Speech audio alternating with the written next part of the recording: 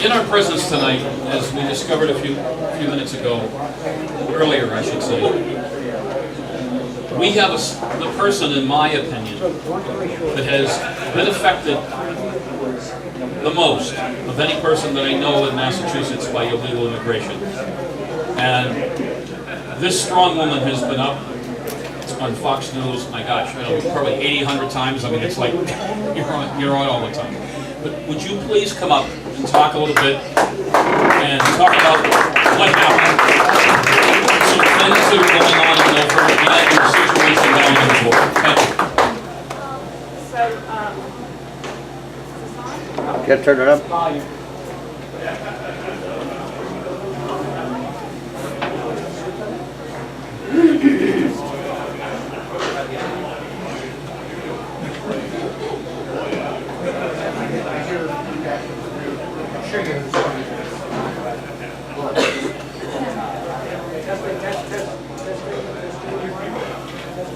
Let's get Lorraine the mic. Or give her enough, try the other one. Something's good. There we go. All right. So my name is Maureen Maloney, and my son Matthew Denise, who is 23 years old, was killed by an illegal alien back in 2011. And that thrust me into the spotlight and the illegal immigration issue. Matthew's death should never have occurred. His killer should never have been in the country. You heard about the criminal record that he had, and unfortunately this goes on every day. There's Americans being killed by illegal aliens who shouldn't be in this country, and most of them have lengthy criminal records, have been deported, have come back. You know, it's just a very difficult thing. Losing a child is the worst thing in the world, but then knowing that it should have been prevented just makes it all the more heartbreaking. But everything that's been set up here is true. We need to fight back against this illegal immigration. I was actually down at the border last week, down at the Rio Grande River, and you know, what you're seeing in the news, maybe on Fox, the worst of what you're seeing is only a fraction of what's going on. I was in McAllen, and they're apprehending 1,200 to 1,300 illegal aliens a day down there. You know, we saw people coming across. They're just walking right up to Border Patrol, you know, with kids that aren't even their own. These little kids are being recycled. 2- and 3-year-old kids are being brought across the border, used to get asylum, and then somebody's sneaking them back into Mexico and recycling them again. Right now, the drug cartel is making more money on human trafficking than they are on drug trafficking. On my way home in McAllen Airport, tons of illegal aliens, and they had manila folders, and on it said, you know, please help me, I do not speak English, and they had their flight numbers on it, and this is what they were using to get help to get from one flight to another. Inside those envelopes, I'm sure, were their newly printed legal papers, allowing them to be here. And you know, my flight from McAllen to Houston, more than half the plane had illegal aliens on it. And then my flight from Houston to Boston had 8 illegal aliens on it. That's one flight, you know, so you can imagine how many illegal aliens are coming in every day, and that's just through Boston. I know a couple of years ago with the unaccompanied minors, they were flying them into Hanscom Air Force Base on charter planes. This affects everything. Our children, their education is being affected. They're not getting the education they deserve. The teachers have to spend so much more time with the non-English speaking children. Our tax dollars are paying for this. So I thank all of you for coming out tonight to hear about the illegal immigration and taking an interest in it. And I just hope that you call your legislators and let them know that you want this border secured, and they need to do something about the illegal immigration issue. Thank you, Maureen. One more thing I just want to bring up is sanctuary cities. You know, that it's protecting these illegal aliens. It's a magnet for more illegal aliens. And I know I live in Milford, and I can't believe how the population has exploded just in the past 10 years. So we need to put an end to sanctuary cities, and there's no way we can let Massachusetts become a sanctuary state.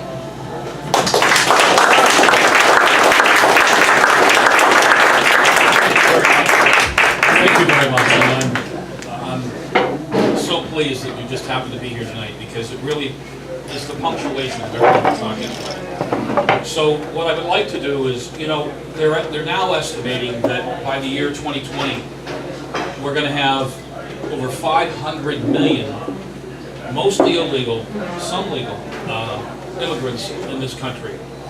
And the sanctuary cities certainly aren't helping. When you look at all the crime, all the things we talked about in the previous segment, would all of you just take a couple minutes, because the audience does want to ask some questions here. And by the way, I'm sure that Maureen will take questions as well. So if you all would take a couple minutes and talk about sanctuary cities and your thoughts. Hello. So, the sanctuary cities issue makes me think of two people who are about to start a fight, and my job is to intervene. And so I want to talk to both sides and sort of talk them both down a little bit. So, to that end, sanctuary cities clearly diverting attention from the problem, not supporting law enforcement, not good for police. So, I'm a lefty, I'm a Democrat, sanctuary cities, bad idea, diverting our attention.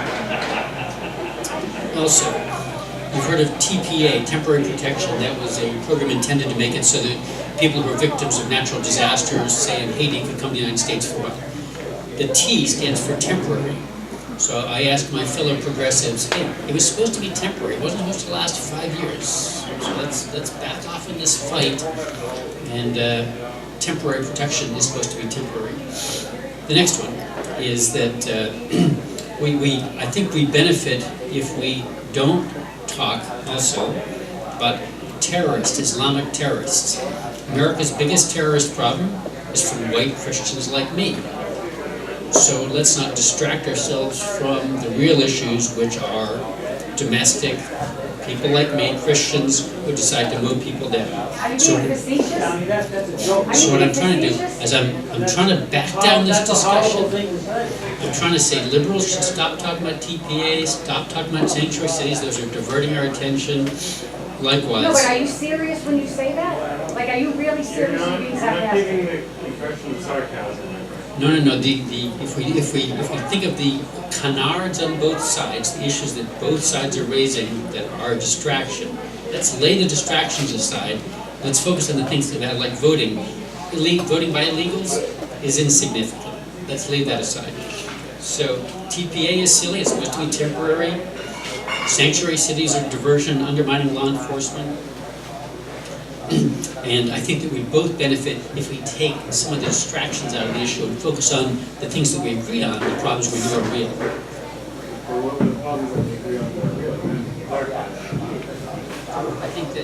I think that we would all agree that providing sanctuary to illegals instead of focusing on citizens who need services.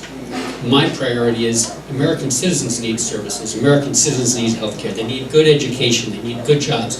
Let's focus there. Why is it that exotic foreign people are more important than Americans who need help? I remember seeing a free Tibet bumper sticker once on a white person's car when I lived in Dorchester in Boston. It's like, why is it that the concerns of somebody in Tibet are more important than their brethren in Roxbury who need services? So what I was trying to do was sort of target both sides and say, let's back this discussion down, let's focus on what matters. And now I'll pass it to David so he can take the arrows. Sanctuary cities are just, one of the many ways that our governments have of aiding and abetting illegal immigration. And as such, they need to be stopped.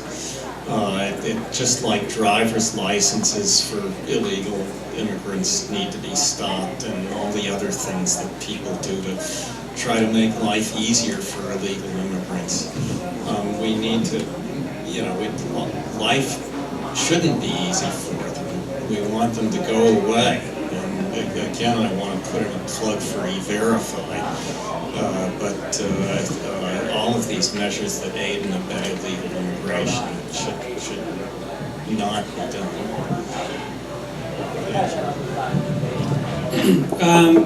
The sanctuary cities thing goes in it goes in also with the Trust Act. You know what the Trust Act is? The Trust Act is, well, you want the illegals to be able to go to the cops because, they're gonna, make the cops like them and they'll be able to bring people to court. Let me explain to you something. These communities of illegals are part of an structure it's within itself. A lot of the illegals that are here are what's called debt. They have debt, D-E-B-T, servitude. Okay, that means, and this is why I have the problem with that city council, because she hires illegals. When they come here, they pay their $7,000, $8,000. Where do they owe that to? They owe that to either a coyote, which the true people coming through the border. The ones who are coming into Framingham are basically coming in through either overstayed visas or other means, maybe from Canada or whatever. And they want this Trust Act. Now the Trust Act, the illegals, if they're here and they're paying money to somebody, they owe their allegiance to that whole culture there. They're not going to go to the police. You know why? If they go to the police, they get killed. I know what's also happening is the money they're paying to be here in these South American countries, they're putting up their farms and their houses, and if they don't pay, either they're going to lose their farms and their houses, or their kids or family members. See, we're on this end of it right now where it's starting. It's starting. And the gangs are coming in the paper the other day. They said there were Brazilian gangs, like what else is there? And so it's just starting because they've taken a foothold. And that's the problem. Somebody was saying that we've lost it, and it may be at that end, I don't know. But my point is we've got to now take this fight and now put it in, boom, first gear, 10th gear, whatever.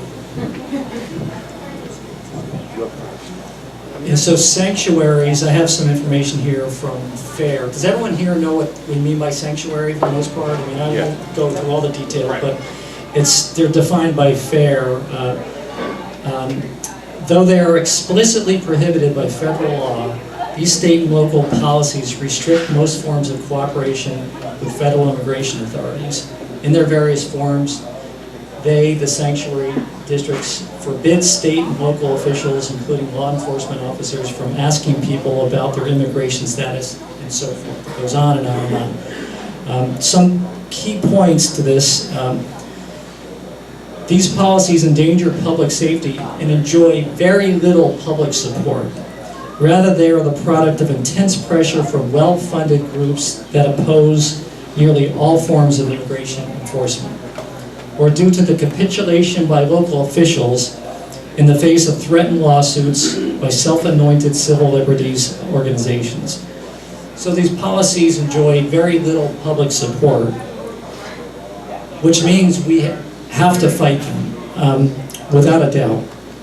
And just a few figures here. Unfortunately, during the Trump administration, whom I strongly support in what he's doing, the number of sanctuaries throughout the country have grown rapidly.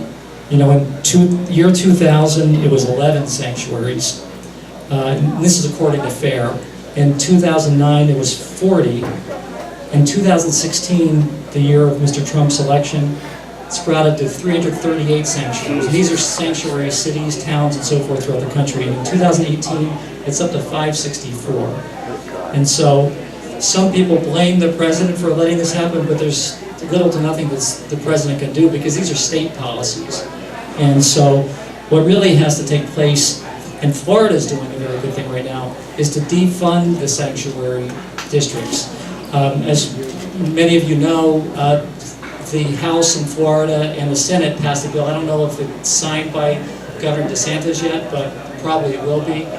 And so that's the kind of thing that we have to do to cut these sanctuaries. I was mentioned E-Verify also. There are other things that we can do. And you may say, well, gosh, we're never going to pass a no sanctuaries bill in Massachusetts, but there are other things that we can do to defray those. But particularly not to beat the continued horse here, but these are very unpopular policies which give us more ammunition to really go after these. So don't for a moment think that we're on the defense for this. We're definitely on the offense. So let's let them know that, you know, you don't have us, you know, you gotta get rid of these things. What's up? I want to open up to the audience now, some questions. I want to get Richie in here first. He's been chomping at the bit to get a question in here. Get in there, Richie. You know, I'm going to pick up a red light versus a blue light. Oh, no. Blue just seems to, thank you very much, sir. All those towers going. Make it pithy. Are those towers going good? Yeah, really good. But this gentleman's involved in towers. And this gentleman, I think, writes for the Atlantic. He's done the thing. He's an auto expert. Answer the question. I write about cars. Richie, get to the question. Get to the question, So, not personal. I have never done a lot of public speaking, other than maybe in scouting, leaderships and training programs. And I'm sitting there and I say, yeah, I gotta get here. And it dawned on me, I got 2 pennies in my pocket. Get to the question, Richie. Sorry? Get to the question, Richie. No, I'm Just taking the question. Just ask the question. What is the question? The question is, what are we doing about illegal immigration? The reason we have illegal immigration, Congress writes illegal immigration laws, period. We could talk about this all night. I've been to tea parties up and down this center part of Massachusetts. I've been to Chelmsford. What are we going to do? Congress writes the laws. I've heard stories. I just told this guy, war stories don't count. I didn't come here to listen to 3 hours of war stories. I know what the problem is. How are we going to fix it? Congress people. We spent, my figures may be wrong versus Peter's, but you know, we're $139 billion. This country is in debt. Well over $20 trillion. If everyone in this room propped up $150,000, and I don't have $150,000, and I dare say none of you, you know, that's what it would take to get out of debt. Congress is doing shit to get us out of debt. All they're doing is putting us in deeper debt, and the more illegals come in here, at the prices we're paying for them, we won't have a future. That's my point. It's not a question, it's a fact. All right, let them answer the question. Let them. So, the question is, sir? What is the question? Can I answer? Can I answer? Thank you. I wrote a paper, There you right? go. Keep those towers going. And it says, and the name of the paper, the name of the paper is How to Solve the Illegal Immigration Problem, and it's going to cost you 10 cents. What's on this paper? I'm going to read it to you.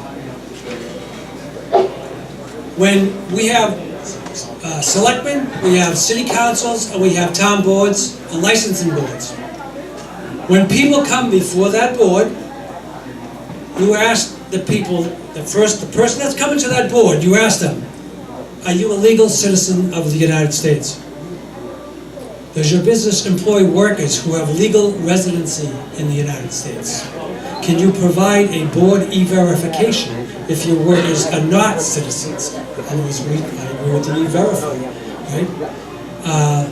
If the legal status changes due to additions to the workforce, then will you be required to provide e-verification status to any of these boards for license, planning, or zoning boards of appeals?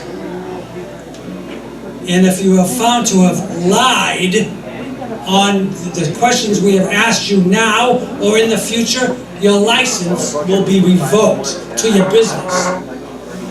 See, we have to, this is what bothers me about my town.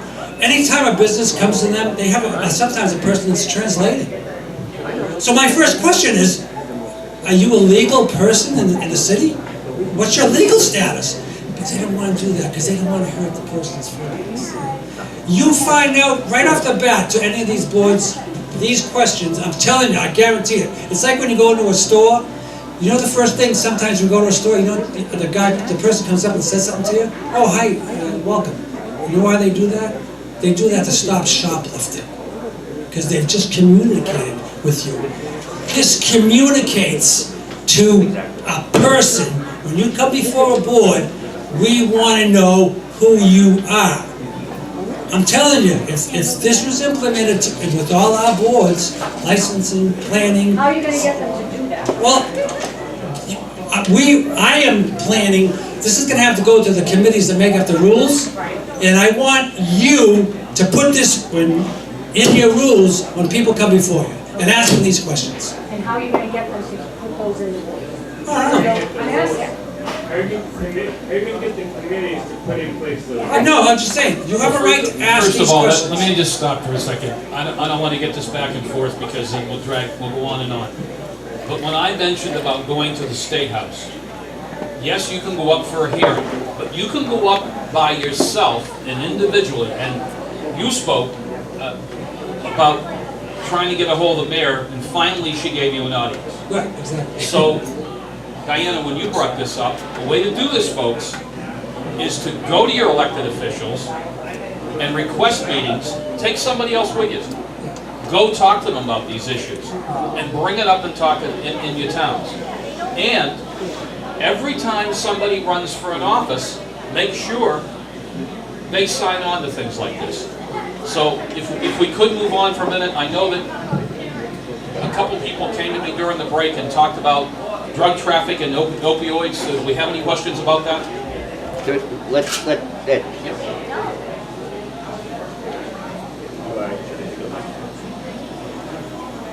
Go on, boom it out.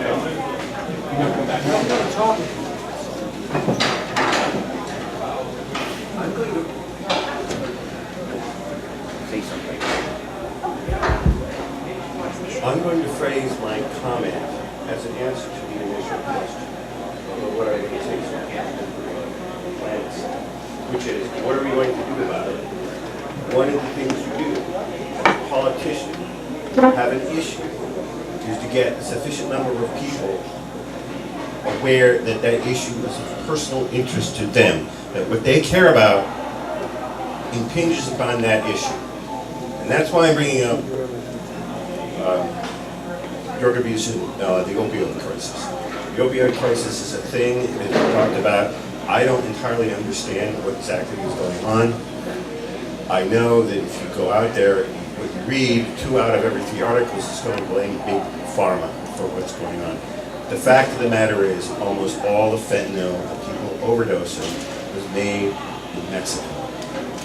And the generator of that opioid crisis is not simply illegal immigrants per se, it's the system of illegal immigration that allows the opiates to be transferred, smuggled in, and distributed out of the cities. And I think this is a highly, I don't know why it's not talked about more often, when this particular issue comes up. A couple of years ago, the Boston City Police had an internal report. 60% of the opiates distributed in the city were distributed by Dominican illegals. However, those Dominicans, most of them, had Puerto Rican passports. So simply by enforcing the integrity of the passport system, you would put an enormous dent in the drug trafficking. Every mayor who supports the sanctuary city must be told and forced that they are enabling the opioid crisis in their city. Done. Who's going to take that? I think the concept of telling another individual Stand up. probably not in the best interest of free citizens. You shouldn't probably tell them, no, I'm probably right. Publicly proud, abortion, probably shouldn't tell them. Their body, child inside. Your own individual body. We're your own You individual just body. your argument just destroyed. Do you have reproductive rights? You're a man, do you have reproductive rights? Reproductive rights are not the same as being. Do you have reproductive rights? Inside someone else. You don't even have reproductive rights. The concept of a man arguing about reproductive rights I'm is not arguing about folly. reproductive rights. Okay, we're getting off the Yeah, subject. Let's get back to again, this. yeah. I'm gonna get back to the opiate issue, Okay. okay? I am 100% sure, all right, that we have pharmaceutical industries to blame for the opioid crisis in the United States. What's your evidence? We're suing them. We're suing them for the love of Right, God. we're all right? off I mean, the we have a subject. family We're that off made the billions subject. of dollars. We have a family that made billions of dollars off It's like herding cats, you're losing it. It is, it can be. All right, let's bring it back to the subject here. Okay, bringing it back to the subject for Let's just a move on. second. Let's move on to Okay, the, okay, let's not argue internally, okay? Bringing it back to the subject for a second, Matt. I have to say that both sides have some merit here. First of all, I would say that the vast majority of the deaths that you're seeing on the streets are due to illegal drug trafficking. Because the people on the streets cannot go out and pay the amount that it costs to buy the prescriptions for the opioids. Okay? But I would say the upper middle class and wealthy deaths that are due to opioids are from prescriptions, and I believe that's why they're getting, the drug companies are now getting gone after and sued. But the vast majority, and that's not to discount anybody who dies, of the deaths which are in the street is all coming from illegal. Is there anybody else? Diana, you want to make a comment? Let Diane. Yeah, I do want to make a comment. Get a mic. Do I need a mic? No, Diane doesn't. She doesn't need a mic.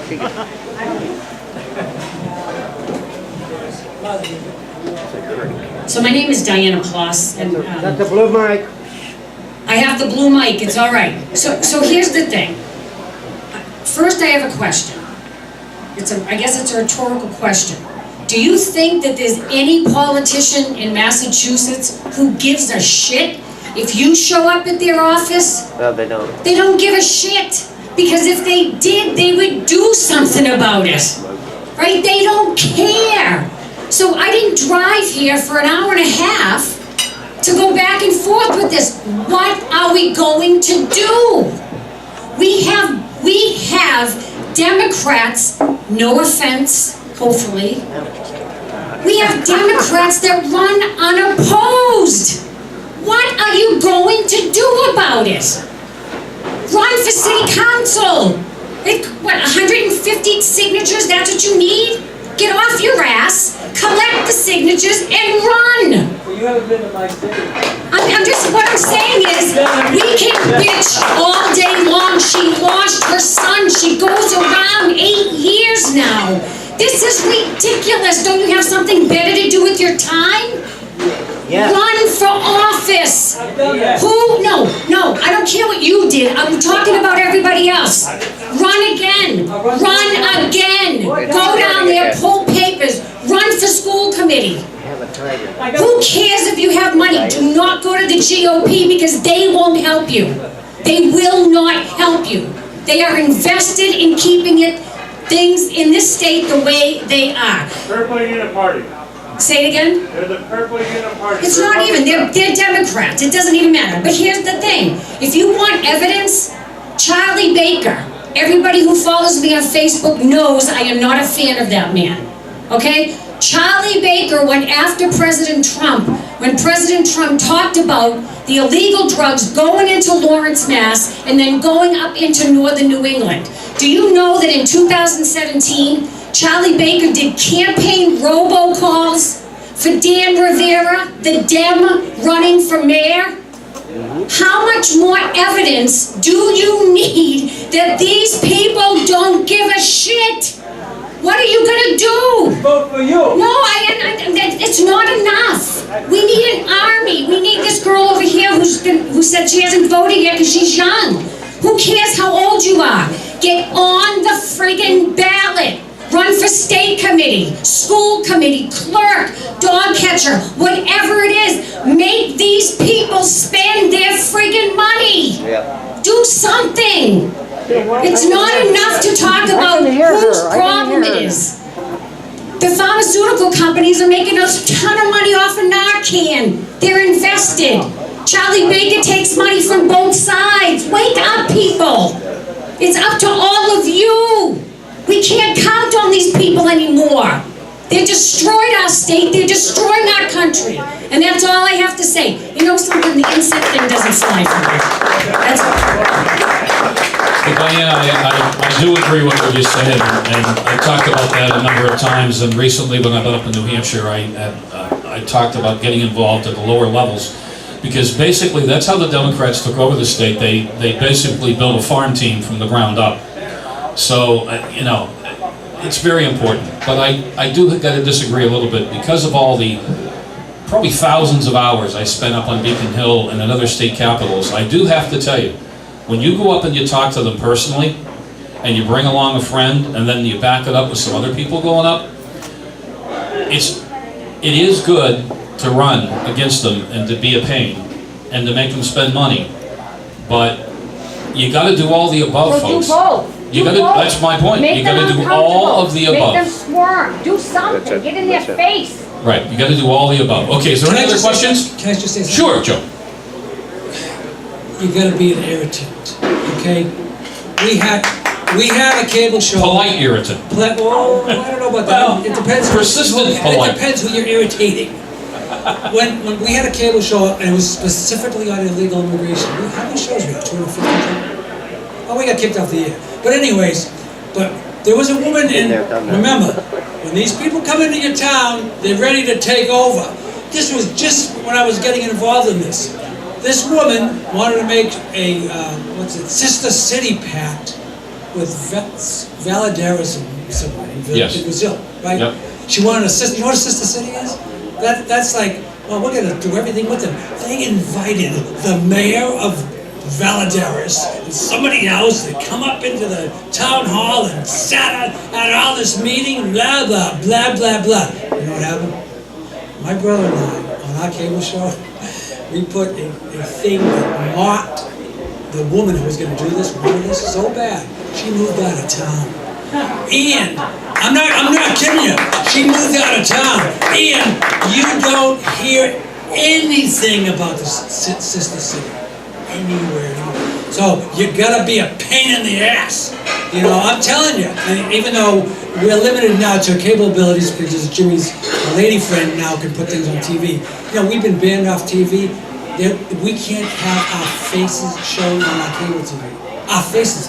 Jimmy was doing a video for some people in the town, and the mic was like this.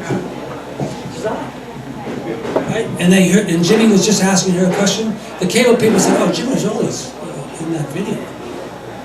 And he edited the video for her and everything. Spent time, you know, what it would cost, and they wouldn't put the video on the air. That's how much they hate us. Because that's what I'm saying, Diana. I mean, we've gone through hell. No, I get it. No, we've gone through hell. But I understand that. But be an irritant, do something, protest, stop these people because they're gonna just take over, and you're gonna be like, what happened? Joe, can I ask you, was that a public access? Yes, it was public access. Can I make a suggestion? Sue them in federal court. They can't do what they did. But how are you gonna win? Federal court. I mean, because you don't definitely want to go to Newton because the judges there let them out the back door. But you got to go to federal court.